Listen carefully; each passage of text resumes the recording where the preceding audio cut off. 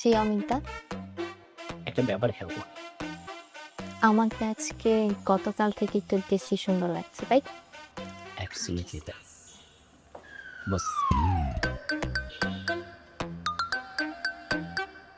একটা বিষয় খেয়াল করলা? বস কোনো বিষয়টা একদমই খেয়ালই করে নাই। তার বিচক্ষণতার অভাব। এই ব্যাপারটা তো আসলে আপনি ছাড়া আর কেউ খেয়ালই করে না। একদমই ঠিক। বস কিন্তু সব দেখেন। তা বটে, তা বটে, তা বটে। Excuse me. ভাইয়া আপনি?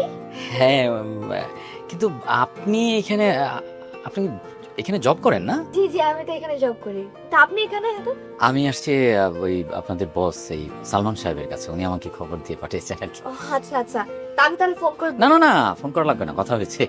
আপনার সাথে যেভাবে আমার আবার দেখা হয়ে যাবে আমি না একদমই কল্পনা করিনি। এটাই পৃথিবীর নিয়ম, দেখা হয়েছে আবারও দেখা হবে। আচ্ছা, উনি কোন রুমে বসে? এই যে সোজা গিয়ে ডান রুমটাই হচ্ছে স্যার। আচ্ছা ঠিক আছে, থ্যাংক ইউ থ্যাংক ইউ।